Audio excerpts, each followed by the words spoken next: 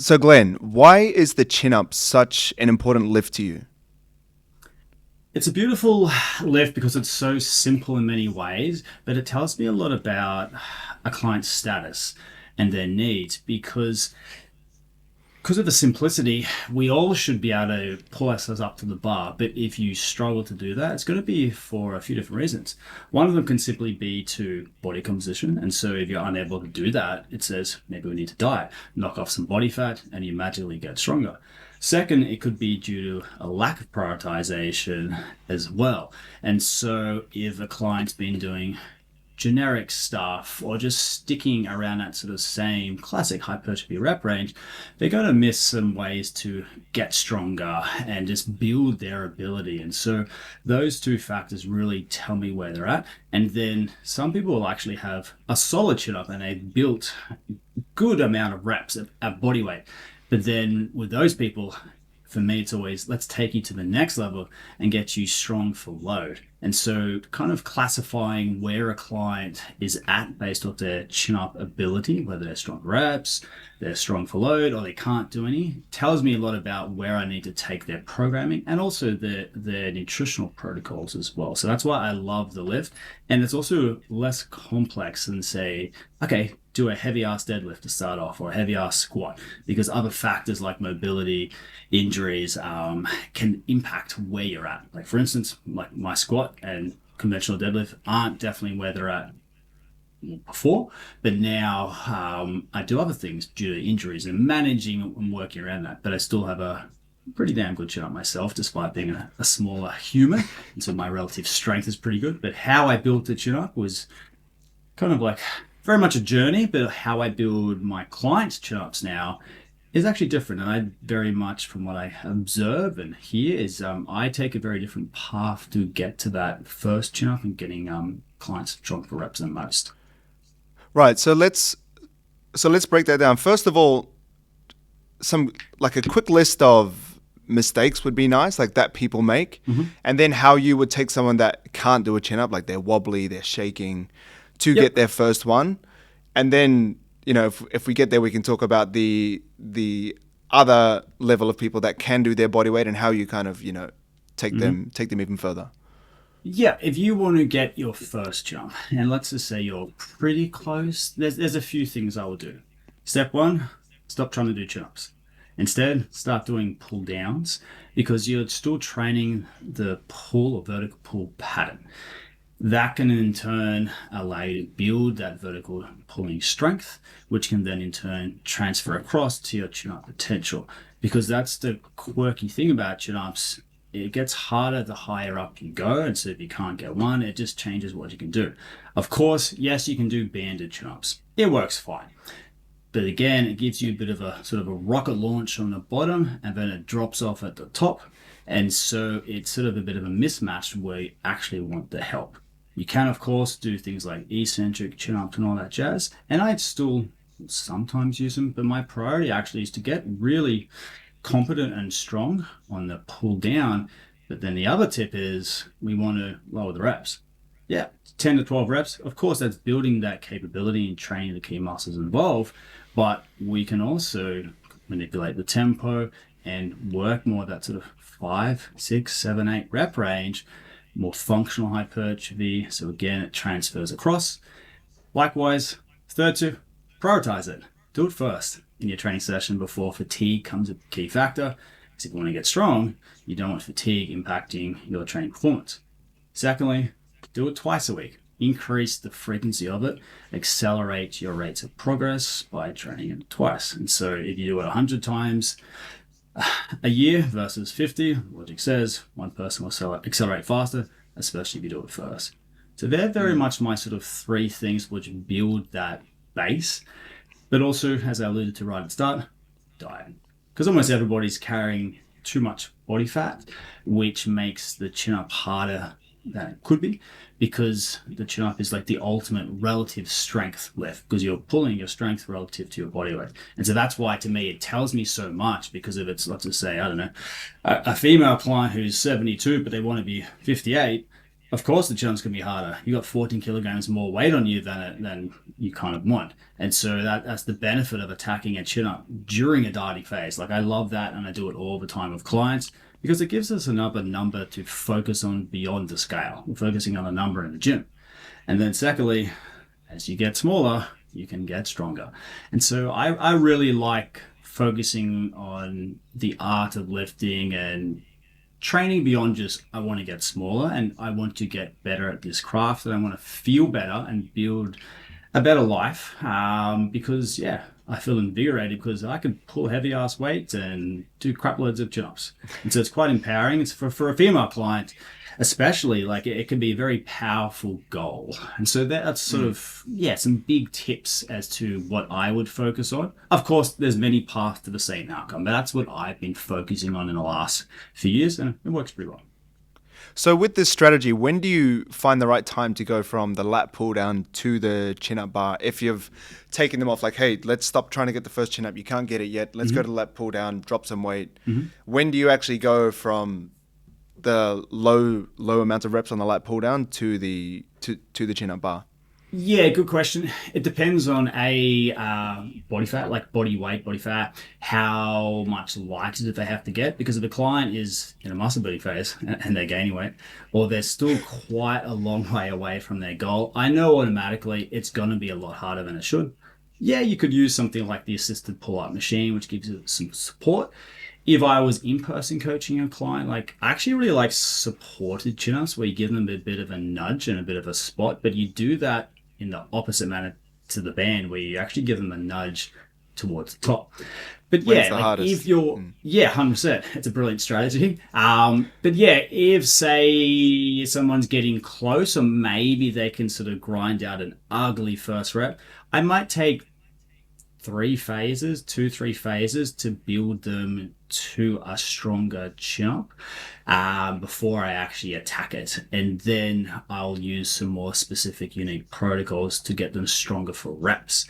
And again, I'm not doing a heap of assisted chin-ups. I'm going a different pathway to build that base than most. But if a client still has 20 kilograms to lose, I'm kind of avoiding it. And this is someone who is naturally biased to chin-ups. I love chin-ups. I want everyone to get stronger. But personally, I just think that's a superior way just because of the nature of the lift and where people's body composition or strength is at. And then secondly, I'm also primarily online these days, and I could do some really creative, funky protocols in the gym, like the assisted chin-up with me pushing you. But I don't have that ability. So that's why I've sort of gone the other way to just build that quality and build that base. And do you find strengthening the horizontal pull to be beneficial as well to the chin up? Like there's some people that'll say inverted rows have carryover, even like bent over rows and kind of seated rows because it's a different plane of movement, but it's still training the back. Do you see that or do you not see that? It's not going to hurt, but it's a very different motion. And inverted rows, yeah, the good thing about that is, yes, your lats are going to be a bit more involved because you're hanging.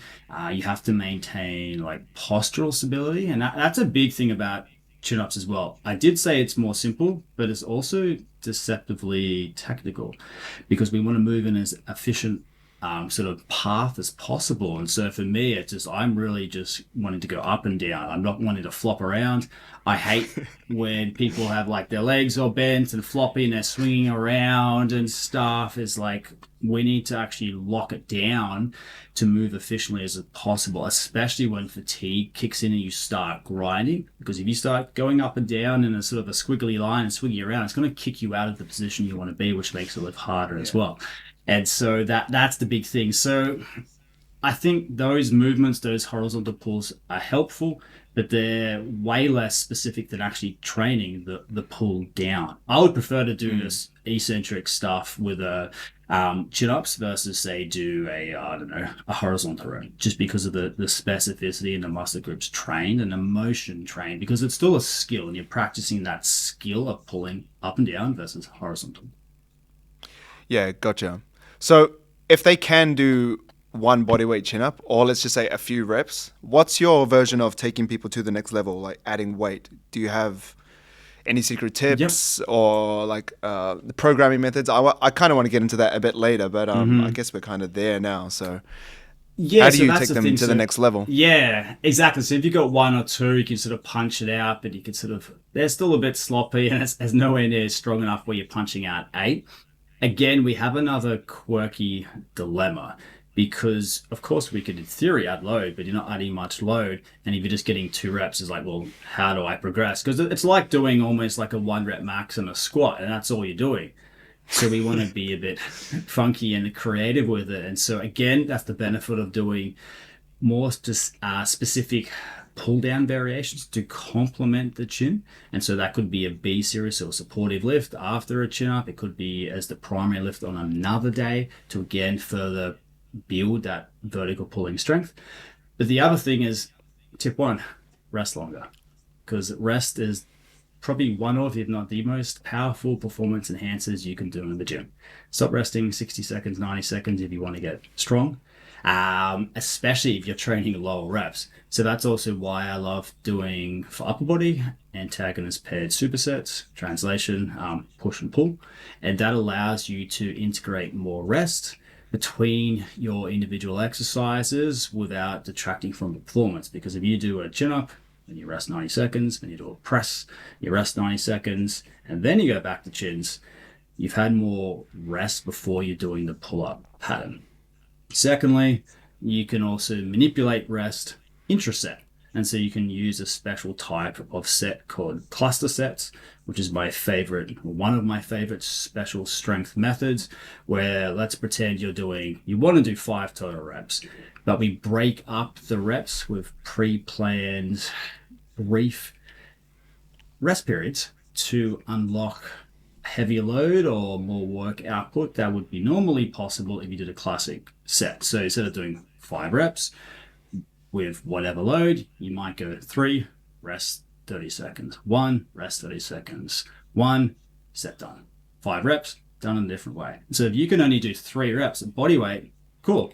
I just waved my magic wand and grabbed some extra rest and threw it at you, and then now you've got 5 reps for that one set. Do it 3 sets, cool, 15 reps. So I'm building a client's ability to do more reps by manipulating rest intraset and between sets in terms of how I'm structuring things. And thirdly, another thing you can do an extra set, extra volume.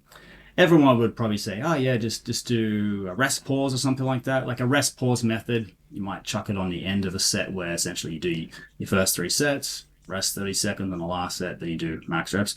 Similar thing, but the clusters is pre-planned and you're already going for a specific rep target. You know what you're trying to achieve. And so that's a brilliant method to get stronger for reps as well. Yeah, nice. That's something that I learned from you, like the exercise selection one. When I did I think it was the 2018 course, like I said, back at Clean Health Yep. in Sydney, was how how you broke down just the way to supersets. Like when I first started personal training, it was like supersets have to be done back to back. And they Oh have yeah, to be there's the no same rest muscle between. group. Like, Yeah, like exactly. you do Yeah. bench press and then you hit the ground and you do some and you do some push-ups. Like you have to do a Yeah, chest superset that exactly. way. And then when I learned, oh well, we can do the chest and then we can do the back and then we can come back later. You get that additional rest 100%. period. You can still have a bit of fatigue, but it's not as much. And then you get, instead of a 2-minute rest or 3-minute rest, you get 4 to 6 minutes, and you can pump out much better Exactly. numbers. That was like It's a that was a massive. big change for me. Yeah, it's a massive factor. And so there's many different ways you can structure supersets and the pairings you can do. Like the most classic version is your agonist paired superset. So agonist, same muscle group. Let's just think, I don't know, a pull, a back and a back. First exercise, you have minimal rest, and then you go straight to the second pull, slightly longer rest.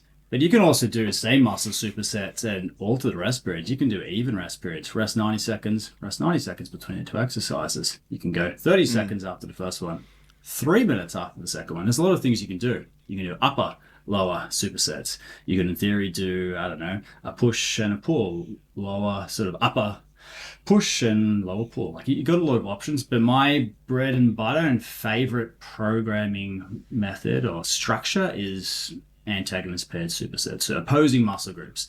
The dilemma is, well, I've been spoiled. I've worked in some of the best gyms in the world, private gyms, and I've had beautiful equipment, private gyms, so I can be very creative.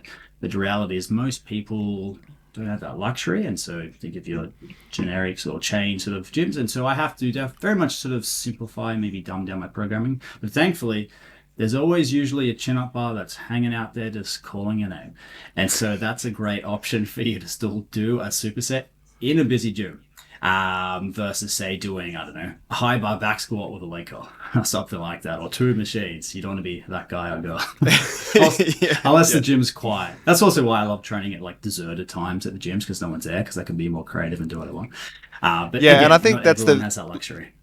Yeah, that's the luxury of being a personal trainer as well, like in a face-to-face gym or having your own gym. Like, when 9 o'clock comes around and everyone goes to work, that's when the PTs come crawling out of the PT room and they just kind of like, that's when we go and exactly. do all That's our also the funky benefit supersets. of 100%. That's also the benefit of, say, you having a private gym, or when I worked at private gyms, or my friends that I always go to train at, like they own a gym, is like you get more of an experience and a luxury by training in a private facility, and you can do more things and do things in a different manner, and you get to do it in a calmer, controlled environment. It could actually be more ragey angry if you're sort of a strength powerlifting coach, whatever. But yeah, that's the benefit of a private gym. But that doesn't mean you can't have brilliant sessions and great programming still working or training in a classic commercial gym. But you may just have to adapt things and do things a little bit different. Or the pairings you're doing, if you are doing supersets, maybe they're not as ideal as I would program in a sort of private gym, but you can still get very, very good programming no matter where you train at. Yeah, I've actually come full circle on this because I kind of, to be honest, get quite sick of my gym because I come here, I work here, I train a handful of people here. I spend sometimes 12 hours a day here and then I go home. Sometimes I actually don't want to train here. And I kind of miss 100%. the element of having people in a gym. And sometimes I actually, it's weird. I like the restrictions sometimes because I'm like, I get to be creative. I can't do the bench press. I'm going to do dumbbells. I'm going to do a funky costal cable chest press. You know what I mean? Like 100%. I'm going to do this or do that. So definitely. I don't know. I don't know what I'm trying to say here, but it's... No, I get it. Like when I was growing up many, many, many years ago, like I was working at one of the big commercial gyms in Sydney. I was at Fitness First Bond Street for quite a while. Man, I was down the road at Market Street. Sorry to jump in. But, I applied for Bond Street, but I didn't make it. Yeah, it was like 2018, I think. And then Clean Health Fitness Institute recruited me when my brother Mark was there as well. And so I went there and back into the commercial gym environment. I was doing a lot more educating and traveling around the world, which is actually pretty cool with Clean Health teaching for a while. But yeah, I actually enjoyed it, but it was it's a different beast because sometimes if you're training at 1 o'clock or 12 o'clock at a Monday lunchtime, there's a million corporate people there. And so often it's like, okay, cool. We're on the squat rack and this is where we're going to stay for 85% of the session. And that's okay. Let's be creative and let's punch out some quality lifting and then we'll sprinkle in what we can. And okay, I can't get on this, so I'm going to slide onto that. Sweet, good quality lifting and going from there. Likewise, during COVID, that was an interesting one as well. And I love programming. I view it as a way to solve problems. And I view my training variables like your sets and reps and rest and exercise as a way to solve those problems and help a client achieve those goals. And the more tools you've got in the toolbox, the better you can solve problems and achieve great results and work around people's limitations and bring up weaknesses as well. It's like being a surgeon. If all you have is a hammer, it's a bit different versus if you've got a scalpel and a drill and a few other funky things. But yeah, that's the way I sort of view programming. So with program, I do want to dive into what you consider when you're programming for someone. Or maybe what other people, like let's just say someone that's a regular gym goer, they go 3 to 5 times per week. Like what do they need to consider when Yep. they're going into the gym and banging out a workout, because too many people I see have YouTube open, they're following a random influencer's workout, they got one kettlebell and they're doing all this kind of random stuff in the corner, or they're just looking around, seeing what the big dudes in the gym are doing and then just copying them. But like, what should they actually be considering before going in and creating a program for themselves? Yeah, so programming comes down to like how does everything fit together? And there's a few key principles and movements or movement patterns that you want to focus on. And so I focus on movements first versus just blindly thinking about muscles. You still train muscles when you're training movements and vice versa.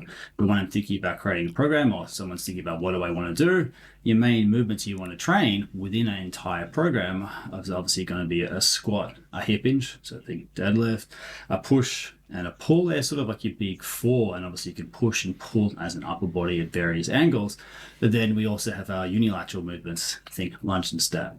Some people also start throwing in things like, carry, like loaded carries, or they might start adding things in like rotate, as in any rotational trunk movements. And then you have your subdivision micro movements, things like elbow flexion, leg curl, all that sort of stuff. And so I think about those big movements first. And if you're building a workout, we think about those big four movements. If you're training 4 times a week, let's just say lower upper, session one, squat dominant. I lead off with a squat. And my second lower body, which let's just say lower A is on Monday, lower B is on Thursday.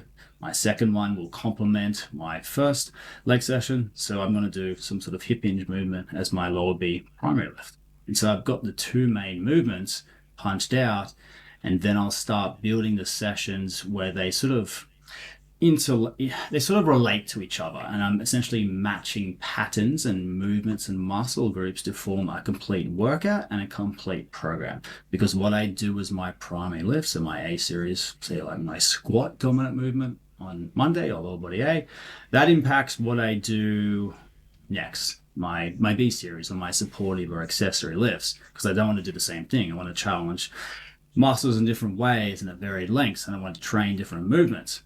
But it's not just blindly focusing on Monday, because what you do on Monday impacts what you do on Thursday. And so if I'm wanting to form a complete program and get a client strong and build a great physique and build a balanced body, which allows them to sort of stay healthy and structurally sound, I want to complement the squat with some sort of deadlift pattern or hip hinge pattern. For instance, Romanian deadlift. Great exercise for most people. So then what follows a Romanian deadlift on a second workout? Well, it's probably going to be a squat-based movement, but I'm not going to do the same exact squat probably as what I did on the Monday. And so I'm going to challenge people in different ways. And that squat could be a machine. It could be a movement. It could be a split squat. And you can manipulate other factors like stability as well. But again, the complexity starts being, but what if I want to bias to a key muscle? For instance, obviously, female clients naturally want to prioritize certain muscle groups, glutes being one of them. And so you can still prioritize glutes, but how you train them can be a little bit different. And so squats are still training your glutes. The hip hinge, Romanian deadlift is still training your glutes.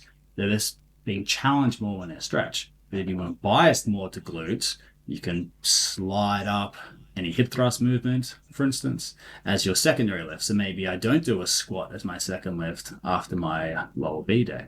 I just do a hip thrust movement. And then I get into some squat-based movements.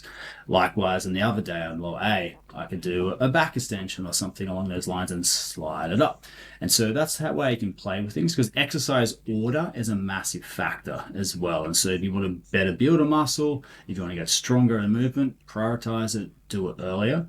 That doesn't always mean you have to do it first, but you can direct more training volume to more sets to those movements and muscle groups, but you can also slide things up and do it first. There's also nothing wrong, in my opinion, doing things like a hip thrust or something like that first.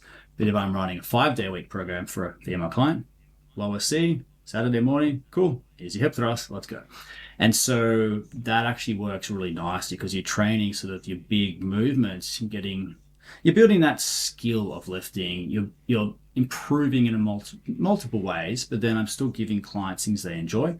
But then the beautiful thing about things like hip thrusts, leg abductions, back extensions, you can do more volume, more work of them, because how you get challenged most is more in that sort of shortened position. So translation, when your muscles are more at a shorter muscle length, so they're going to be harder at the top range. And so you're less likely to get sore from those movements, which means you can punch out more volume.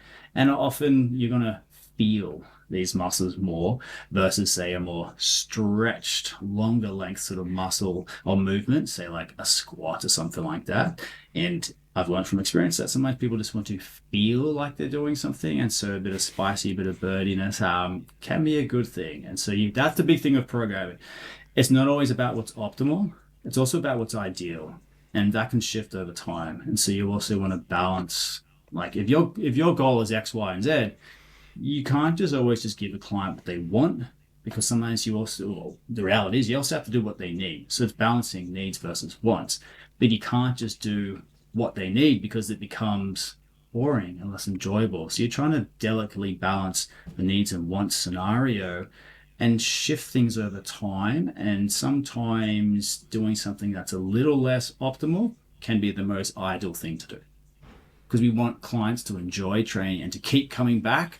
And if you're working hard and you're training the same muscle, that's a good thing. Because I think these days there's been a rise of evidence-based fitness and a lot of science and stuff, and that's great. But then a key factor of, again, training and progression is personalization, individualization, and enjoyment. And so that's where it's knowing when to tweak the training program and stimulus, just give it a little twist. It's like, wow, that feels different. Cool. I will keep training hard and keep coming back, versus, yes, this is optimal. I just keep doing the same one exercise for the next 12 months. Doesn't mean you don't train the squat or something like that, but you can play around with the variation to spice things up. But then you want to balance things between, okay, I've done all this variation, but is this actually helping my client or hurting their development? And so depending on the goal, too much variation can actually be counterproductive to their development. So there's a lot of things you can do. So to come back to one of the things you earlier said, you said to focus on movements versus muscles. So what sort of problems can you run into when you just focus on muscles?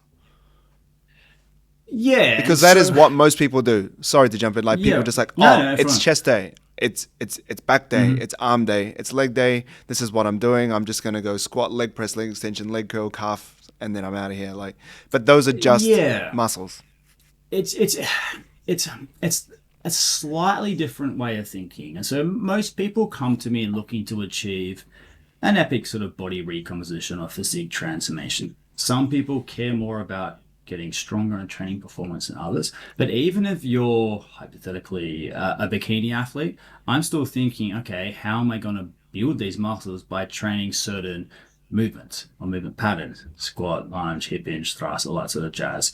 Because then we can think about different movements, train those muscles in different ways. And so we want to find the optimal sort of combination and blend to build those muscles. Because a lot of people can think, hypothetically, we're just going to do chest today, and it's just the same basic sort of movement pattern. Or yes, that exercise is a quality exercise, but if you just smash your sort of upper chest the same way, like, it's not as ideal. And so just doing things with a different sort of elbow path or resistance profile, so when is the exercise harder or easier, can lead to some really nice positive training outcomes and adaptations to better sort of accelerate your progress.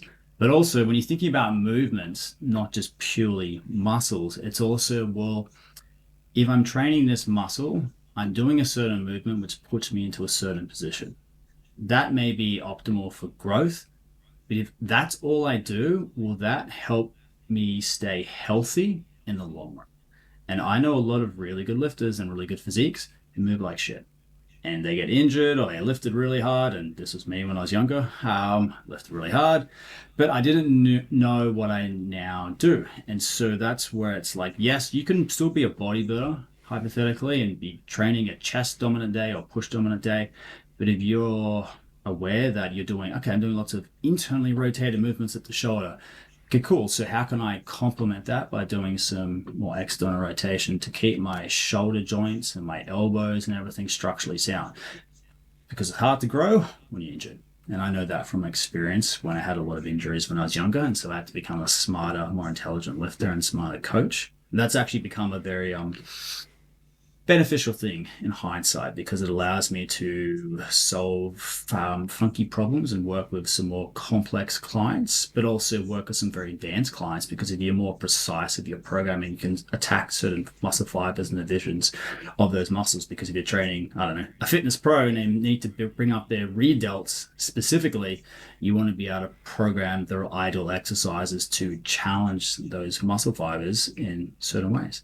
And so that's why that's the way I would think about movements and not just muscles, but I still think about muscles as well, but they sort of go synergistically. Early on in the session, it's probably more movements, but then the later I go, more muscles. But then obviously if it's a pure hypertrophy muscle gain focused client, yeah, like the fifth day or the fourth day, it might be more like for a guy, cool, we've done some quality lifting earlier in the week, but yeah, we're going to do more of our let's go do some curls. Our arms. Exactly. And again, there's nothing wrong with that. And so there might be a, I don't know, bicep, triceps superset as the primary lift on Saturday, because my client A wants to attack those muscles, B, they like it.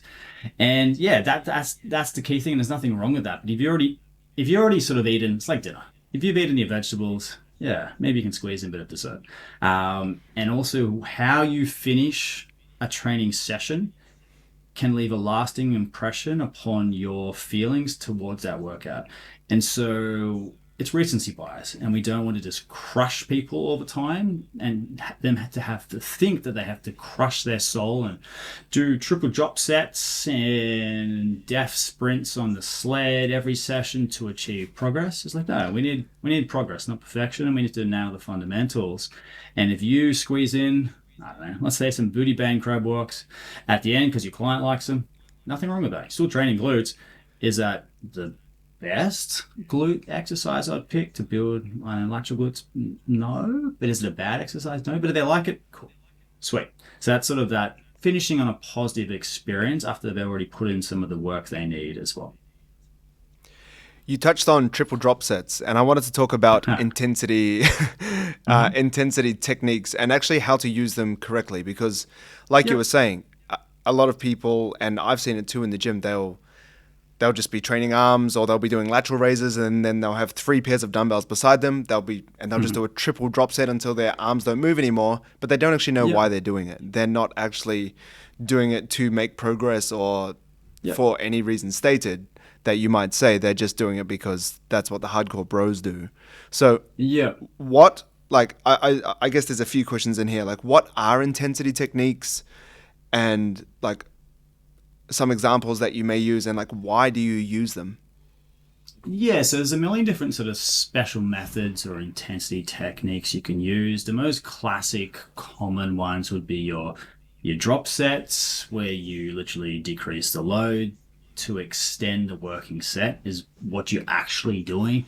And rest pause methods, so you hypothetically on the last set you punch out your normal set, you rest and pause, take a moment, you don't do any work for 30 seconds, then you keep the same load and you do as many reps as possible.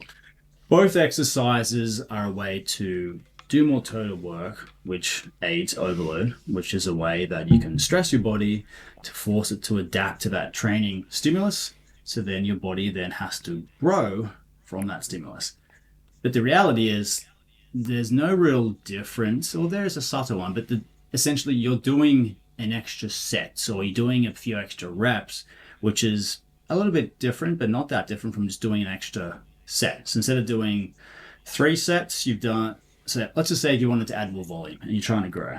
First 2 weeks, you do 3 sets per exercise, and then the next week you do 4 sets per exercise. Well, you've rested normal and longer, and you've done more total work, but you just had a bit more rest. But the downside is the session has to take a bit longer, which isn't always helpful for people who are time poor. So that is the big benefit of things like rest pause and drop sets, because you can quickly punch out a bit of extra work do more total work, feel something, which again can be helpful for some people, to then in turn potentially just stimulate and trigger your body to grow and adapt. But the dilemma is, if you always do that, are you actually overloading? Are you just doing the same thing and focusing on feelings versus progress? And so there's nothing wrong, in my opinion, with doing drop sets or rest pause method, but there's different types of those as well. And again, how you integrate rest for those methods, how you alter the load for drop sets, because most people, I don't know, they might vary it, they might just wildly drop it, but there's multiple different ways you can drop the load down to extend the set. You can drop it down 20%. So hypothetically, you're doing leg extension, 100 kilograms, 3 sets at 15, done your last set, cool. Let's quickly drop the load down 20%, go down to 80, punch out as many reps as possible. Crap, that hurt. Sweet, awesome. My legs are growing, right? But you can also do drop sets where you decrease the load by 5% and you do one more rep. Like Charles Poliquin, and famous strength coach, would integrate those special methods of big lifts or bench press or something like that. And again, you're dropping your load, doing more reps, but you're doing less total reps. Rest pause I really like as well. So the benefit of a rest pause method is, in a busy gym, you're doing an extra set. So let's again say you're doing 3 sets. And on the last one, you punch out your 12 reps, you rest and just take them for, let's say, 20, 30 seconds. And then you punch out max reps, doing the same exercise, but using the same load. Slightly different approach to drop sets. But as well, the key factor usually with rest pause is you actually get a little bit more rest. And again, rest is a key variable. I said at the start, that's a way to pretty much unlock greater training performance. And obviously, that's something that we can manipulate as well. And so if you're resting 30 seconds versus 5 seconds, the big benefit there is that, well, I can use more load, which means I'm also challenging more individual muscle fibers. Because we're not just training chest. We have lots of divisions and elements within those muscles, and so we have what's called slow twitch and fast twitch muscle fibers, or type 1, type 2. And your faster twitch type 2 muscle fibers, they're your more powerful ones. They're the ones that are more sensitive to muscle growth potential, and so we only recruit those more powerful ones later in the set when we're working close to the failure, or we're using really heavy loads, or we're moving fast, think jumping or something like that. But ultimately, I want to recruit as many muscle fibers as possible. And so that's the benefit of just adding an extra set, because I'm not fatiguing myself so much that fatigue negatively impacts the muscle fibers I can recruit. Because the goal of muscle gain is to recruit as many individual muscle fibers as possible, and then fatigue those muscle fibers too. And then we have to recover from that training. Versus, oh crap, that hurt like shit. Well, that's not always helpful, especially if you just have insufficient rest period as your normal thing as well. Because if your training performance keeps dropping off, fatigue starts rising, muscle recruitment starts decreasing as well. So you can be doing protocols which hurt, but that doesn't always mean they're helpful, or at least as. And is that optimal. when you're stepping into junk volume like territory? Yeah, potentially. So you're doing more work less without it being helpful. Yeah. So it's sort of functional overreaching, essentially. You're going beyond your capability. Sorry, non-functional overreaching, where it's not actually leading to sort of functional benefits, where you're actually forcing your body to adapt. And so instead of just thinking, when I design programs, like, yeah, I'm thinking about the human being, but I'm also thinking about it a little bit differently. I'm thinking about it as, okay, I'm using my sets and reps and exercises, but it's essentially trying to stress your body to then make that person adapt so they can handle that training stressor or stimulus, so their body has to become competent and capable to handle it in the future. But then the other big factor about progression and making someone better or stronger or bigger or as well, it's very much they have to recover. So it's a stress and there's a recovery factor. So that's why more isn't better. If it negatively impacts your actual training performance beyond what we want. And then secondly, if we struggle to recover from it, that's a negative factor, which is why when you use drop sets and rest pause matters. How many you use, what exercise you do it on, as well, like where you do it. Is it like an earlier exercise? Is it all sets, some sets? What week of the program? Is it all weeks, or is it just the last week or two? Likewise, are you on in a calorie surplus or calorie deficit? Because if you're dieting, stress is higher. You're also probably not going to be as well fueled because you have less fuel available. And so, again, I do things a bit differently. I don't like fat loss training protocols. I think they're silly, in my opinion. Doing heaps of high reps. I actually focus on more bread and butter, sort of more functional hypertrophy, sort of mid-range reps as my sort of sweet spot at the best of times, but especially when a client's dieting, because I want quality over quantity so we can preserve a good quality lifting session. Because if you're still getting stronger and progressing, that's a great sign that you're going to better preserve muscle tissue. If you're lucky, maybe you'll build a little bit. But if you're just doing higher reps and getting a pump on and stuff, I'm like, yeah, you're doing something. But just because you're maybe burning a few more calories within the training session doesn't mean you're burning more calories across the day and the week, because there can be a compensation and sort of a bounce back factor, especially if you're really cooked. You just might be really sleepy and chill out on the couch after. But then secondly, it's not just about, again, how many sets and how many calories you burn. It's like, are you getting stronger? Are you progressing? Because a key factor to an epic physique transformation or body recomposition is also preserving your existing muscle mass. And that's what takes results to the next level. And it also allows you to better reverse diet or maintain your results, because a key factor which makes sustaining your results harder when you come out of a diet is if you've lost muscle tissue, because it can negatively impact things and impact your metabolic rate. So you burn less contextual calories. And so if you've dieted, you've gone from 2,000 to, 1,400 calories during a diet, but you've lost 10 kilograms, along with 3.5 kilograms of muscle. If you go back to 2,000 calories 2 weeks later, well, things are a little bit different, let alone factoring in other things like metabolic adaptation or eating temptations and stuff. So that is the art of program design, and it also has to tie into nutritional prescription strategy as well. So there's a complexity there. I feel like that itself is a whole another entire podcast, but it's interesting that you're talking. I won't go. It's interesting. Yeah. Well, yeah. It'll just it'll take another 30 minutes to unravel that. But I did want to touch on the fat loss versus, let's say, muscle building training protocols, because a lot of people do still think that you need to train differently. A lot of people say you don't. You just basically train the same. Your calories just change. But you were touching on recovery, you were touching on performance, you were touching on, trying to burn more calories and the bounce back effect and that kind of stuff. So I guess the question is, what do you think of when programming for fat loss versus if someone's trying to build muscle? Yeah, well, one would be when you're dieting, what stage of a diet are you at? Because if you're in, the first 4 weeks and it's the first program, it's very different in terms of your total fatigue and your calorie consumption likely versus, let's say you're running a longer diet and you're in your 6th program and it's week 21. And so more negative adaptations are kicking in, more fatigue, lower calories. And so that's a key factor. But then as well, if a client is trying to build muscle, we have more calories to play with. And so we know that they're going to better recover from training, and they should be able to train harder because they've got more fuel in the tank. And so attacking a bit more training volume, doing more sets, or really pushing a higher effort and more consistently, or sprinkling in some rest pause or some drop sets to add more volume and overload can be a great way to capitalize on having more calories. Even if it's maintenance calories, that's better than doing it at diet mode, because we have to manage stress both in the gym and in life as well if we want to maximize and enhance our results and get to our ideal outcome quicker.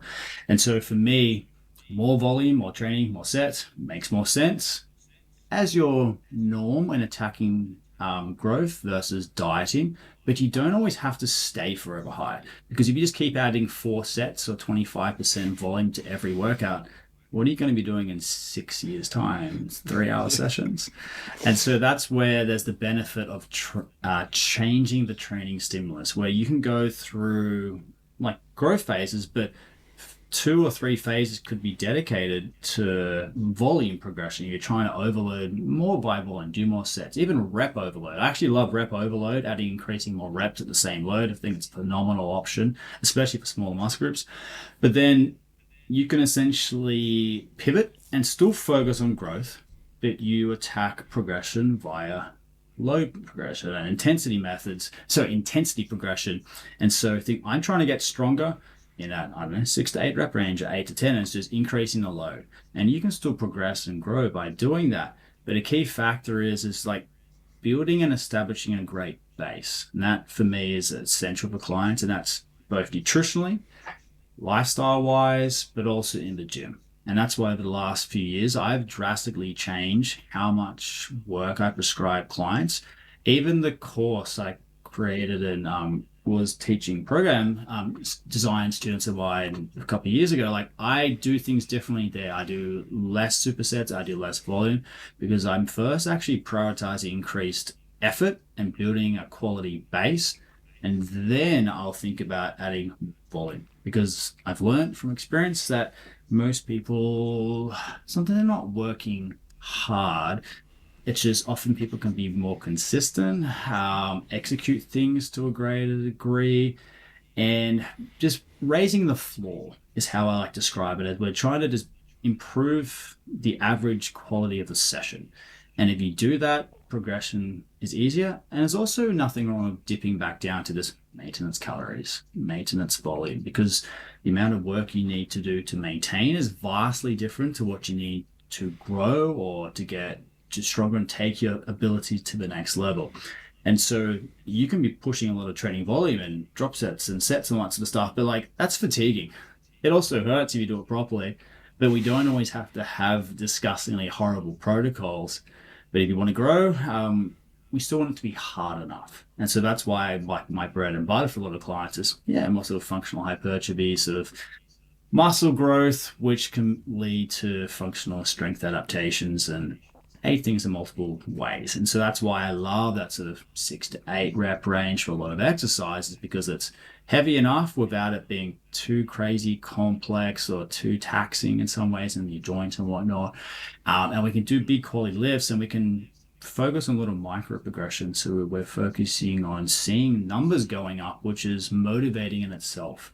And we don't want to just think, I just want to be bigger. It's like, cool. Well, if you want to be bigger, how are you measuring that progress? Oh, cool. I look more jacked for that 3 seconds in the gym when I got a pump on. It's like, that's great. But I'm like, is that actually leading to sustainable muscle growth?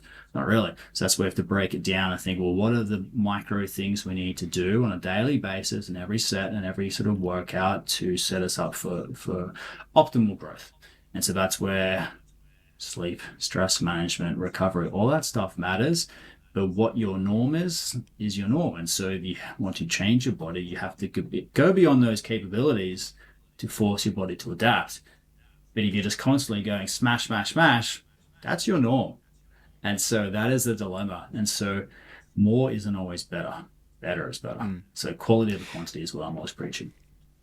Yeah, I think that it's also more enticing when you are pushing effort instead of like volume all the time. Like if you're turning up 100%. Intensity and stuff like that, I personally find that way more attractive than seeing this long ass session that I really can't be bothered with. And then you take into consideration, you have career, you have family, we only have a finite amount of energy. We don't have infinite amounts of energy to apply to these crazy workout programs. So even with my training, I've pulled it back too. I'm doing much less. First of all, just because of time, it's, I have a couple young kids. It's just, everything's getting a bit bottlenecked. So I'm like, all right, this is time for low volume. But my effort, my lifts, everything is getting better. I'm getting stronger. I'm getting bigger. And I think it's literally because lifting is less stale. And it sounds weird as a personal trainer saying that you kind of like feel burnt out of lifting. But I was just like, I can't be bothered with this you go through the 5 motions, or 6 times a week hypertrophy program. I'm like, this 100%. is too much. I kind of just resulted in not doing them. And then I was training like once or twice a week because I was like, not scared of training, but I was like, man, I'm just burnt out. I just want to do less. It's inevitable people sort of go through periods where it's like, I've done this before. It's getting a bit repetitive, especially when life gets busy. That's a big thing I've learned over the years in coaching clients and even myself. Like, yeah, when I was younger and I started off, I had lots of time and I lived next door to a gym and I was happily training 5, 6 days a week. And I can remember many times I did, that was 36 sets of shoulders and arms today. Crazy. But ironically, it didn't lead to this crazy progress. Like, yeah, I progressed for a bit. But again, it's like more isn't always better. And these days, four sessions per week is my ideal base. There's nothing wrong with Me three. too. And I tell clients that all the time. Like, I would prefer to get in the gym 4 days. I feel a bit weird if I don't trade 3 days though. But even if you're busy, like I train a lot of real world professionals, like doctors who are on call and stuff, and lawyers who are working 80 hours a week, and trying to get them into the gym 5, 6 days and doing heaps of cardio, like it's unrealistic. It's also not needed as well. And so again, if you improve the base, both nutritionally and sort of training, your ability to progress doing less is enhanced versus just always thinking more, more, more. Because if we do 3 or 4 quality workouts per week, that's great. And of course you can add a sneaky cardio session here and there when needed if you're dieting. But 5 days a week isn't like, it's helpful if you're a beginning competitor to add an extra lower body session, but you can also structure your programming differently. And for instance, like, yeah, I grew up doing a lot of upper lower programs 4 days per week for like male and females, but I don't do that as much anymore. I bias a bit more to the muscles that my clients want to get better at, obviously, or grow. Guys, obviously, a bit more upper body, females, a bit more lower body. And so I will integrate a few more little exercises here and there to make that former upper body session into a full body session.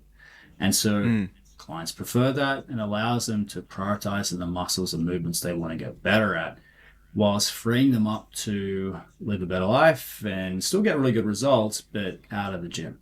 And so also, like, what I like doesn't mean that's what a client needs. And so really just listening to your client as well. But if life is crazy, like, again, use one of my doctor clients as an example, like sometimes she's on call and it's bonkers hours and she's super under recovered and stuff. And so instead of being like, oh, cool, let's do the 4-day program, it's like, let's focus on doing 1 to 2. Let's aim for 2 full body. Don't do split days, do full body. Monday, Thursday, do 12 sets. Do 2 sets per exercise of key movements, quality, get in, get out. Done. Doing that is so much superior than doing nothing. Likewise, doing 1 is better than 2. 1 is better than none. And so that is a key factor in terms of maintaining things in the long run, is learning to navigate tricky periods when you're injured, busy, sick, or you don't feel like it, and just focusing on the fundamentals and being consistently good enough, in my opinion, is the key to achieving great results. And that is a big lesson. It's like, we don't always have to smash, and there's nothing wrong with maintenance in terms of volume or just maintenance calories, because life gets in the way. And the whole point of training and fitness and prioritizing everything there is to allow you to feel better and live better. And a byproduct of all your work is like, yeah, you're probably going to look better in the long run as well. But if it's like, I just want to grow, again, your progress indicators are vague. And so how do you stay motivated over time, especially when you've done the same damn chest press or leg curl 8,000 billion times?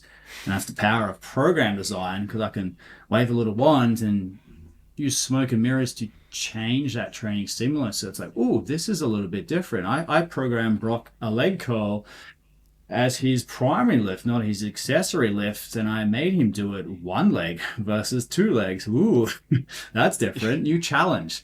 Bit of variety. It's still specific to your needs, but a little bit of that variation can go a long way in terms of reinvigorating you and giving you something else to focus on while still doing the key movements and the training key muscles. And that's the art and the science of program design. And it's different for general population clients and physique-based clients versus, say, an athlete who has a very specific goal and need because they're trying to improve their performance on the field or on the track or something like that. We have more flexibility, which is the great thing. But if you're a strength sport athlete, powerlifter, again, different. You have more training specificity. You have to be more precise to train the big lifts, obviously. But in certain times of the year in the off season, you can still sprinkle in a bit of variety, but you're probably not going to just do a crap load of leg abductions, bicep curls, and I don't know, booty band work if you want to build your squat. But you can sprinkle in some safety bar squats or some high bar squats if you classically do a low bar, or you can sort of play with other things like bands, change, pauses, 1.25 reps too. So, Yeah. I've been playing around with that type of programming as well. When you touched on doing upper lower, throwing in like some upper body exercises on lower days, and some of my clients are like, hey, you've accidentally put some lateral raises on my leg day. Yeah. I think you made an error. I'm like, no, we didn't. We are getting in some more volume. It's tricky because you can only do so much. Yeah, exactly. Yeah, and like if you feel like that muscle group can handle more than the 2 times frequency, then you have to find ways to kind of sneak it in there. And I also think it's personally exciting to finish with lateral raises as opposed to like on a leg day, for example, or like you get like a bit of a pump, or I'm kind of enjoying upper body more at the moment than lower body. So kind of like like you're saying, you finish on a high and then you remember that session like, oh man, training's really fun. It's really great, and that makes a big 100%. Difference to the perspective of how you look at your fitness or your training. Exactly, and so again, you've put in the hard work. So for guys, for instance, like of course, I will still like do some like upper lower splits across the week, but I started making that second lower often it's full body, and that could be anything added in. We could subtract a little bit of like maybe they're not doing a lunge or a split squat. It's like, ooh, Glen gave me a biceps curl. I like doing biceps, sweet. And that can help not only their aesthetic goal, but again their training enjoyment, and it can also align with those sessions can also be strategically programmed on certain days of the week. Because do you always want to do the hardest session on Monday? Not necessarily. If you got to go be a boss in a boardroom and really use your brain, do you want to go and do freaking like 10 sets of 10 or pendulum squat before you rock up and have to do a presentation? Probably not. And so sometimes just doing a quality session, it could be full body on a Monday, can work great. Likewise, you can do the easiest or hardest session on a Saturday. I'm a bit of a nut job, but I actually like my hardest session on Saturday, like leg-based stuff, because I can just take my time. I love that. Like I think that's really smart. Yeah, and so Mondays for me, it's always usually an upper body session. It's usually a chin up and sort of press to start off. And I love chin ups, and so I'm getting in the gym doing something I like, and I've got enough a win to start the week. And for instance, so that's sort of my dominant session. I actually train at two gyms, and if we bring it back to what you've experienced in terms of feeling a bit flat and unmotivated, or just sort of maybe things are a bit stale training at your gym, I felt that too. And I think a lot of people have felt that too, especially if you work and train in a gym. It can become like, I work here, I spend 12 hours a day here, I train here. I'm like, God, these people keep, well, granted for you, it's not these people keep talking to me, but if you're in a commercial gym, sometimes you just want to be left alone and just lock in, listen to some good music and go. Like I view training as moving mindfulness. And it's like, it's a beautiful chance to just lock in. It's you time. It's not about other people. It doesn't mean that you can't be a parent or a professional if you take 60, 90 minutes to yourself. And it's allows you the chance to just sort of focus on the craft of lifting, get into a flow. But if you're constantly checking your phone and getting distracted by external sources, 100%, you're not in that moment. And it's very hard to go through just a lifting session and just constantly stay on. If you're like, oh, I'm going to scroll Instagram every 60 seconds between sets. I'm like, get up. Walk around. I don't sit down when I train. I just walk around like a weirdo and get lots of steps, because again, I'm optimizing the training session. I'm getting more steps because I'm moving around for an extra, 3,000 steps within a session as I go. But it also helps to keep me mindful and focused. So I forget my phone. My phone's on Do Not Disturb classically, and it's just get some good music, go. And then it's very much just like, this is my time. And it's important that we prioritize our own needs, even if you have to care for children or other people professionally. We still need to prioritize ourselves. Otherwise, we aren't our sort of ultimate self. And so you can't perform and live to the same degree if you're just burnt out, dead, in a bad mood, and just stressed. And so I find I'm incredibly creative when I'm training or when I'm walking. I use walking as a way to decompress and just sort of freshen up. And it helps me sort of compartmentalize things. It also helps me sort of put thoughts together. I find training especially definitely helps me regulate my emotions and mood. Big time. I can get stressed, anxious, and it helps channel that. But if I'm just focusing on the next reel and crazy cat video on Instagram, I'm like, cool, whatever. And so it's just a way to sort of, yeah, regulate myself, let alone improve myself as well. That's just how I sort of approach training. Man, I Yeah. agree with so many things that you just said, and I feel like I'm in a similar spot where. So I picked up that piece of advice from you about getting steps and not sitting on Yeah. your ass, like especially now it's scrolling on your phone. It didn't really Yeah. used to be, but people would still just like, oh, you use a machine, you just sit there and wait. But now I Yeah. walk around like a madman and advise my clients to Yeah. do because yeah, like you said, like you get an extra 2 to 3 thousand steps, Oh, and for yeah. me, yeah, I'm like plugging in music. I used to do podcasts and audiobooks, but I found that it was too Yeah, mentally it's different. like I was like, Exactly. man, I'd miss an entire chapter, I'd miss this, and then I'd actually just feel more Yeah. like baffled in my mind and not fresh because Yeah. I'm like I'm meant to be listening to something, but I'm not. I don't know Yep. really what I'm doing here. So now I just like put on instrumental music or something like that Yep. and just kind of pace around. And I Yep. find that creativity process as well. Walking in the Yep. gym, but also walking outside because I always felt Yep. like I have to be productive. I have to listen to a Mm-hmm. podcast. I have to read an audiobook about fitness or about investing to continue to get ahead. I'm killing life and I need to constantly be consuming and getting smarter, Yep. getting more intelligent. But I didn't have that time to compartmentalize, like you said. And then Yep. I'd like it would result in me lying in bed at 2 a.m., staring at the roof, being Mm-hmm. like, I have 50 things to do. And then I had this Exactly. literally about 3 nights ago. I woke up at 2 a.m. and I did 2 hours of work because I just had so many things that I needed to like filter. Yeah. Yeah. I had Yeah. emails to send, I had ideas to put down that I just parked because I'd been consuming too much things and not letting Yep. that time settle in so I can actually do the things. Sorry to go on a bit of a rant, but No, no, no. I'm That's super I'm important. really at that. I really agree. Yeah. Yeah, and that's also the benefit. I don't think I actually got there. Is the benefit of getting out into a different gym to sometimes train when you're feeling a bit demotivated or bored because it's like, oh, new environment. And that could be a new novel environment in terms of, oh, this is a beautiful private gym or quiet gym and some new cool toys. Or like you said, it could be a way to get into a busy commercial gym. It's like, oh, there's people around, so I can't get on this. Or maybe I'm an introvert and I don't know, I'm used to just working by myself. And if I go to this gym, I'm going to have a chat to a few people.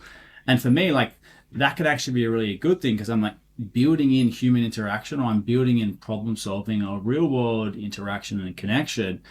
But then from experience, like that's why I train at two gyms because my really best friends and stuff, like they own a gym. I train there half the time, but I train at another gym. So I actually pay for that membership because I want to just go in and focus. And so my Monday, Wednesday session, I go to that gym, I lock in, it's go time. Friday, Saturday, yeah, I'll sprinkle. Granted, my Saturday is my death pendulum squat base session usually, so I'm crushing myself, but I'll have a chat and stuff and whatnot before I get going. And then when my headphones get on, it's go time. And so it's nice to program different days to suit sort of different themes and a bit more social stuff. It's probably going to work better for doing an arm session versus, God, we're going to do legs and deadlifts today. And so it's not really something I'd want to be doing with, I don't know, my daughter, but I'm like, hey, like, whatever, like we can do this on that day. And so that's the thing as well. And also training of your partner or training of a friend, like sometimes that can be helpful or hurtful. Sometimes that can be distracting. Sometimes it can be helpful. Sometimes it can get you in the door. I often train around my wife, but I don't do the same exact session. We have done the same base session. There's an art to training your partner and training with your partner, that's for sure. I've learned some lessons and some Yeah, so have I. mistakes. Yeah, but I need to know when I'm in coach mode and husband mode. But yeah, like you can still do a great session with your partner, but like you can maybe you're spotting each other or working around each other, but you might do the same start of the session, but then you splinter off and you're doing your own personalized accessory work to finish the session because again, personalization matters. So sometimes Amanda and I, my wife, we might do upper body together sometimes, and then we do different stuff.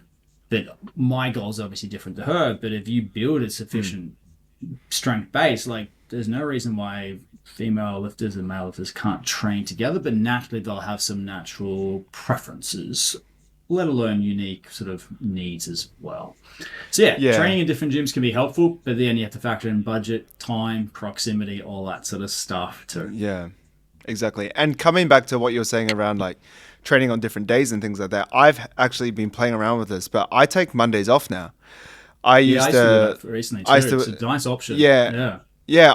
I actually love it. Like that doesn't mean I hate training, but I love like I don't know. I guess like no pressure to train because it's a really heavy work day for me. So I'm like Yeah. I can Yeah. just train. I mean, sorry, I can just work, and then there's no like shit. I got to squeeze something in. I'm just like awesome. I'm training Tuesday, and then I'll train Yeah. Wednesday, and then and then I'll kind of make it up. But that like once again, it's the kind of side of lifting or the side of program design potentially, or just like when you're selecting to work out that isn't really seen when you just look at a program.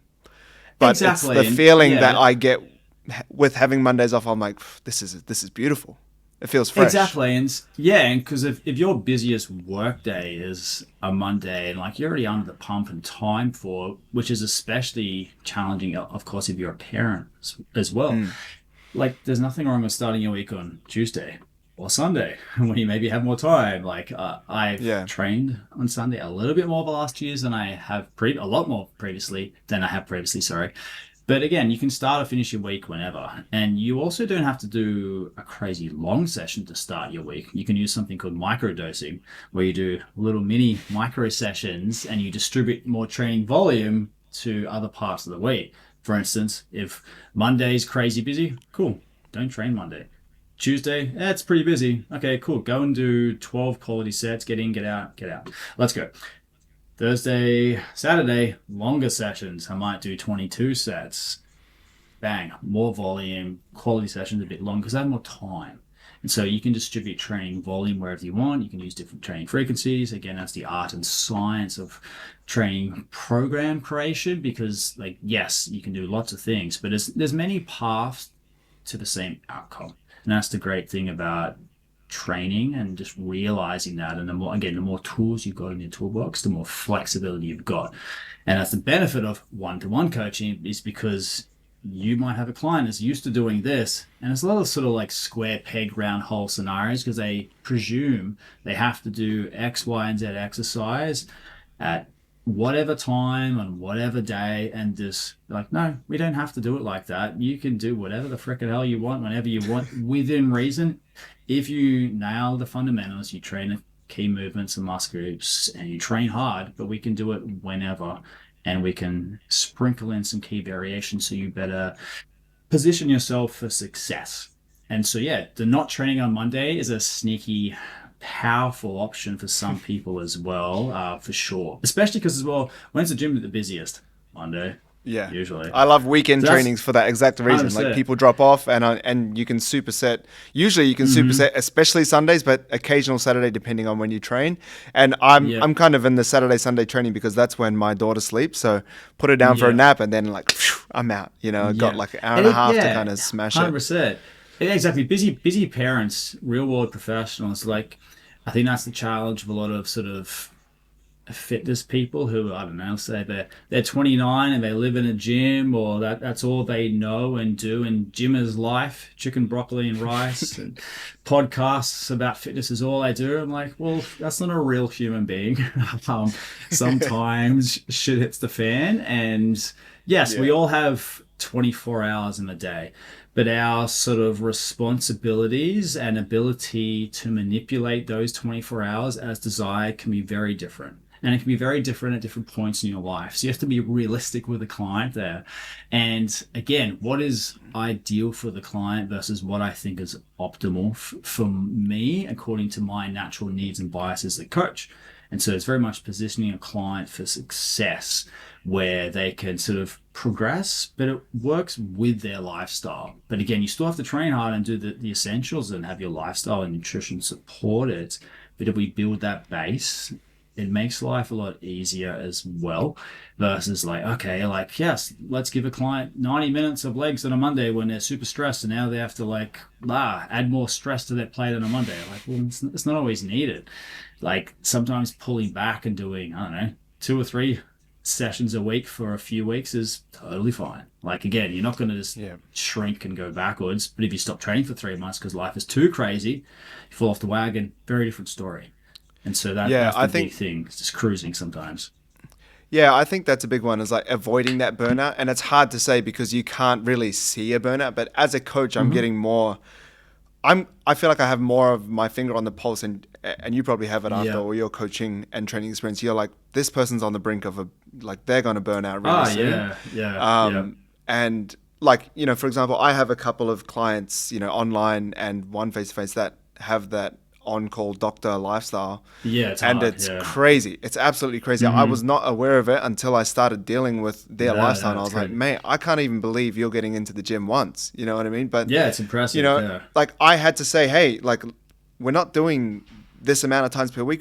We got to pull it back. Like your sleepers, like in the red zone, and recovery is in the red zone, and all this kind of stuff. But they had this kind of like not wanting to pull back because then it's like, oh, I'm being defeated, or like I'm going to get less results. But when, you know, for example, you could turn up intensity instead of volume. You know, there's so many ways around it. That's the magic of having obviously one-to-one coaching and someone to bounce ideas off and sort of support you and know when you need to be pushed, but also know when you need to be pulled back. Some people are in that sort of pulled back case, and that is important to flag as well, because not everyone needs to go like crush all the time. Most people, in my opinion, need to do more, as in push a bit harder and do more fundamentals. But some people can be like so committed, work really hard, train all the time. It's like, it's okay to stop training 5 to 8 days a week and do it 3 days sometime if you're going on a freaking holiday for a couple of weeks. Likewise, if you've been diligent tracking for 10 years calories, it's okay to take breaks. That doesn't mean you fall off the wagon and you just eat whatever and be oblivious, but there's an art to not tracking and maintaining your weight and still being able to sort of enjoy food and stay on track and maintain your body composition.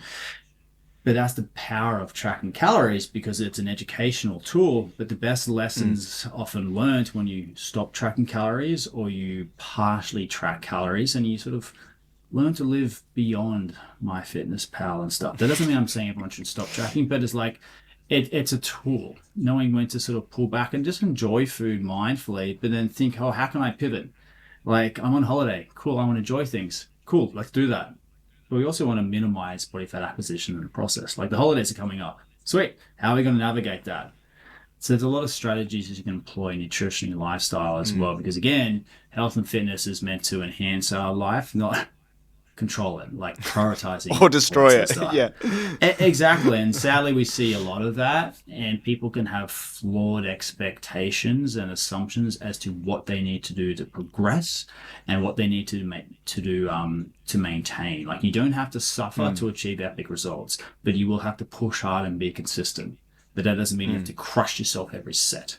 That doesn't mean you have to starve yourself all the time. But sometimes, you may have to play with your calories a bit and be a little bit more hungry briefly to achieve that outcome. But again, it's a temporary pursuit to achieve an ideal outcome and a key goal. So that's the way I sort of view things. Yeah. So with all your training knowledge and program design that I really, really love about you, I really want to get your take on what 10 exercises you would do if you only had 10 exercises to get you closer to your goals. So not for a client, not for your wife, you know, not for a particular person, but just for you personally. And then after that, we'll wrap it up. I know we're kind of been ranting, and I just love everything that you're saying. But yeah, I'd love your take on the 10 exercises to see what they are, really, with everything that you know. Yeah, so I'm a little bit older now. I'm not 21 anymore, sadly. And so I still want some key indicator lifts or priority lifts that show me that I'm progressing and I can get stronger on, but I'm also maybe not going to crush myself and die from.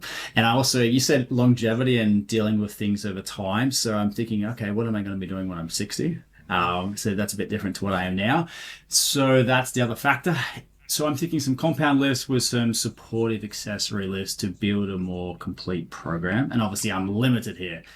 I'm also pretty injury prone of navigating some major issues. So what I would go with lower body in no sort of particular order. I would prioritize my beloved good old Romanian deadlift barbell version. That is like my bread and butter lift for pretty much every client. It's just a phenomenal way to train your posterior chain muscles, obviously glutes, hamstrings, lower back, and it's less complex than a deadlift, and it's a very efficient movement. It can be helpful for strength, hypertrophy, a lot of factors. I would support that again because of my knee injuries and hip injuries. I've had both hips surgically repaired. My knee has got a lot of degenerative issues. I don't back squat much really these days, but I do love giving a good old pendulum squat a ride. So pendulum squat is a very unique, special squat variation where it gets progressively harder the more you move up. It's very stable. It moves down in a curved arcing fashion. I just love how hard you can work on it. And I like hard over hurt when it comes to training. And so that's where I love that sort of 6 to 8 sort of reps. And so I love pendulums as a key sort of supportive lift. That could always be like my primary lift as well. And plus I can play around with the foot plate angles and bands and stuff as well. Now, third one after Romanian pendulum, I'd do your good old fashioned leg curl leg extension. I'll default to a seated leg curl just because, yes, there's a bit more research in terms of being superior for muscle gain over lying leg curl, though I still do like it. You just get a high stability variation to train your hamstrings in a complementary way to a Romanian deadlift as well. It's high stability and it's easy to punch out when you're fatigued as well. Likewise, leg extension, very complementary to any squat-based movement.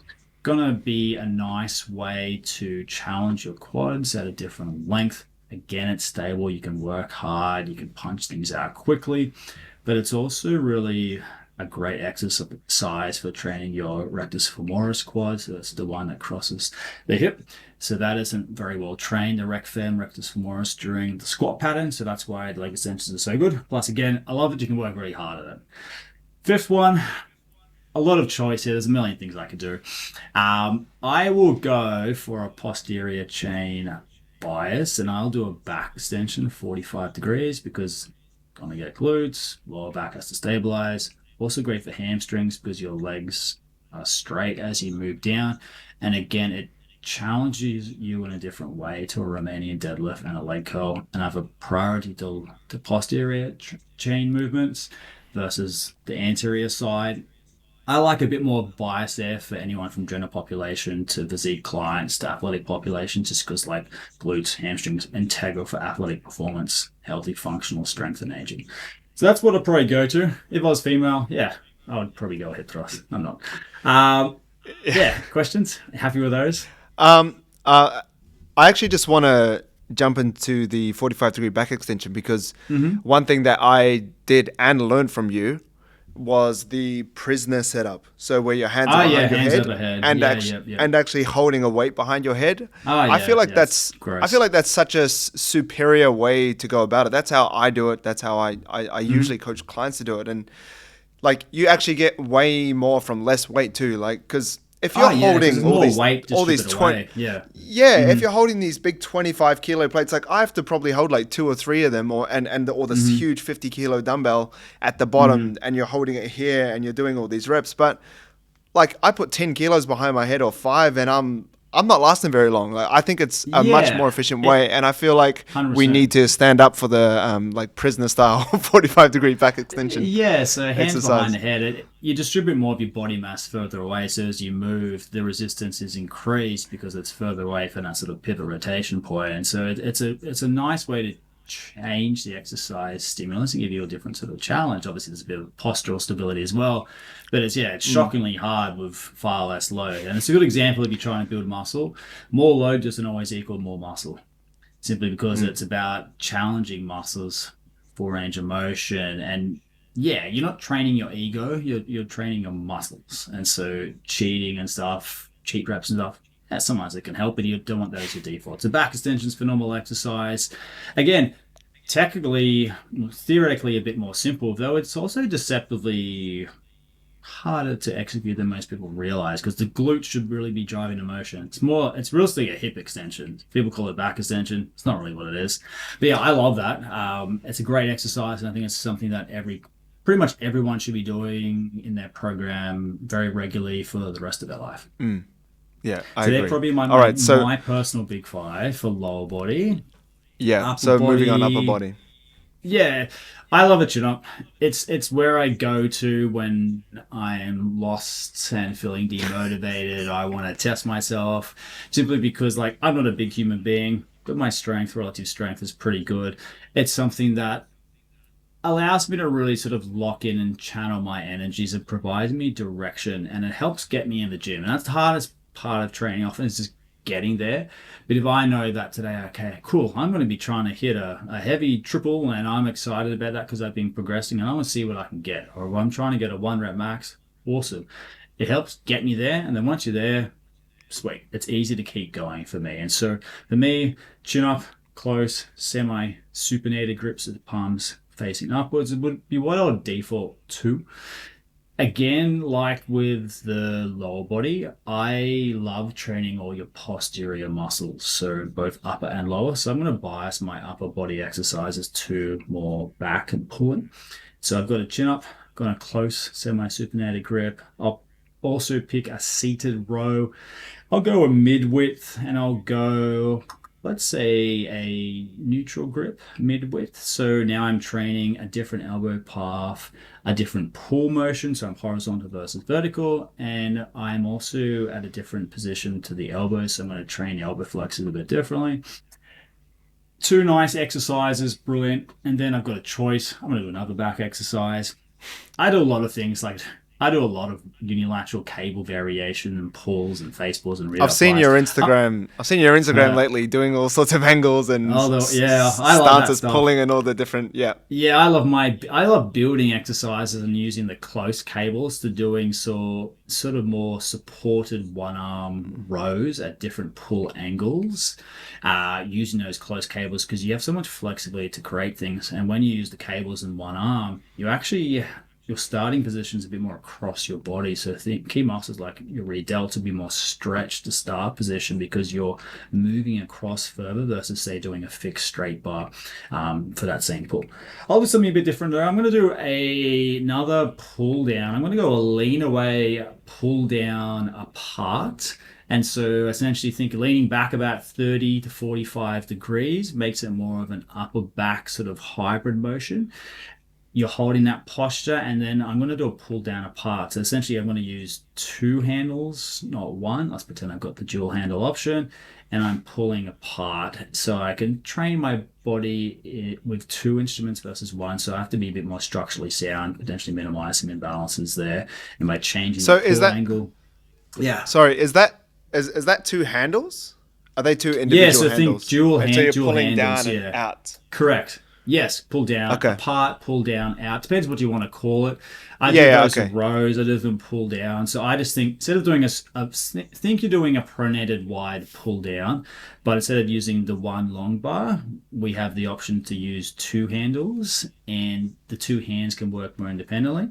And you pull out at sort of like a 45-degree angle.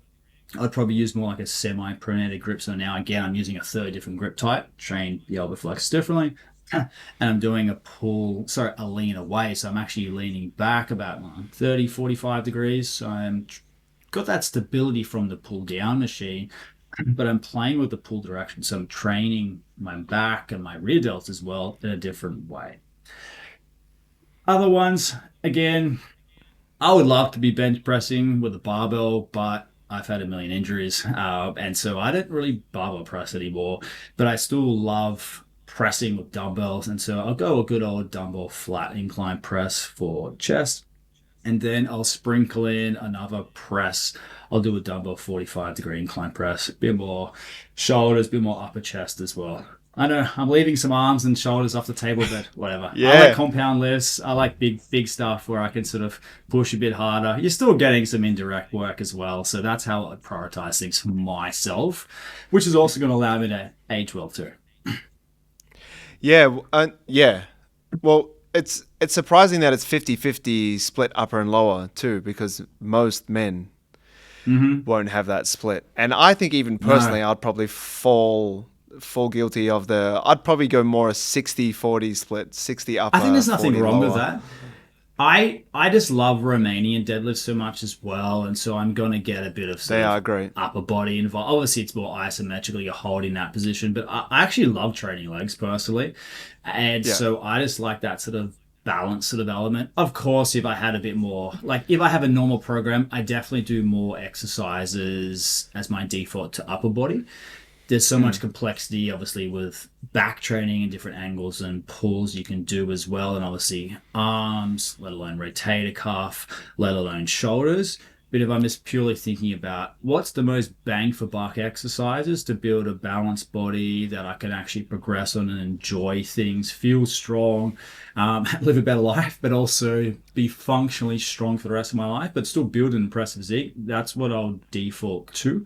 Just because I would prefer to train the big guy muscle groups versus the little micro stuff, because I'm still going to get a little bit of the other stuff by doing the other stuff. But that's also why I did the chin up close semi supinated, because I'm still going to get my elbow flexors Yeah. trained that way as well. And so I'm getting sort of a lot of elbow flexion. And plus, I'll often integrate some sort of more neutral grip pressing as well, which might allow a bit more sort of range of motion for triceps as well. So like 45, 60 Nice. degree incline press, I do a lot of neutral grip pressing too, a little bit closer. So Yeah, I they're my think sort of that's like Big 10. yeah, I think that's underrated for training in general. Is just like the amount of arm volume that you get doing just your Oh, standard yeah. lifts. Like I Yep. think there's Yep. often too much priority on arm training for people that like a lot of men want to bring up their arms, Yep. but I feel like they could potentially be overdoing it because Yeah, like they're not 100%. getting stronger because their arms are like sore or fatigued from the other sessions that they smash out on Sunday where it's just all biceps and triceps, Yeah. and then they And there's go to do nothing their wrong heavy with lifts and that. they're not getting stronger. Yeah, exactly. And so, like, again, more isn't always better. And if we're just doing essentially redundant exercises, it would train those muscles in the same exact way, and we're always doing, I don't know, 20 sets of arms at our norm, to change our body, we have to stress our body and do something different and overload. And so that's why, like, not always doing things exactly the same way, super crazy high volume, isn't always necessary or even preferred or optimal either. But yeah, like Yeah. I think there's like if I had more options, I would squeeze in like some sort of like triceps cable, sort of unilateral extension overhead. I'll do a cable lat raise, and I'd probably do like a behind the back sort of cable biceps curl as well. It's probably what I'd go with if had more options. Yeah, that's why I actually like just doing 10, because if there's too much, Yeah, like exactly. it can be pretty complex, but it more so purifies your reasoning and you're Yeah, doing the definitely. big bang for buck exercise, which is really cool. I want Yeah, to just yeah. quickly end up on those things. I'm not sure if I set these through to you, but I like to just kind of wrap up. These don't have to be too crazy, but just wrap up with three quick things, like a quote that you love. I know you're very well read. I actually read a book that you recommended. I think it was from Adam Grant. Was it Think? Oh, he's brilliant. Yeah, Adam Grant's Yeah. brilliant. Yeah, he's a professor It was a in America. Yeah. Think You posted the again. book, and I read it. I think it was. Yeah, I got him on next to me. It's a white book with the blue cover, like a flame maybe or a drop. I'm not sure. Anyway, but you posted it once, and I was like, oh yeah, I'll read that. Is Owen? no, it was different. Hidden Shit. potential is what I'm I can. holding. That's a Oh great yeah, book yeah, too. yeah. But so anyway, one quote, one book, and just like a habit or something that you do daily or something that you do regularly to help improve yourself. One And then we quote, can wrap one up. book. Thanks for all your time. Yeah, a No quote, a problem. book, a One habit thing, type of thing. book a habit. Book, I'll go with this. Actually, let me see what I've got in my cupboard. I would go quote. Failure is a powerful teacher. Is probably something I like in terms of quotes, because people have a negative association with failure, and having a growth mindset and learning from challenges and sort of setbacks is really important. And so a lot of people I see think they've failed because they haven't achieved the results they've want. But the reality is like, well, you haven't achieved the results you want yet. And maybe you've not been positioned for success. So you're sort of focusing on the wrong things. And what can we learn from that experience to help educate ourselves to progress moving forward? So yeah, that's what I've definitely liked. Failure is a powerful teacher. In terms of books, I'm a big fan of psychology, and I've spent a lot of time reading there.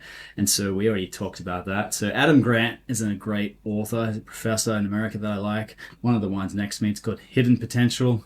That's a great one. I would probably start with there. And yeah, I love performance-based stuff. That when people think I talk about performance, they think getting stronger. But anything that's performance mindset, performance health, I think it's phenomenal. And so there are some great authors, Brad Stolberg, Steve Magnus, these guys I like.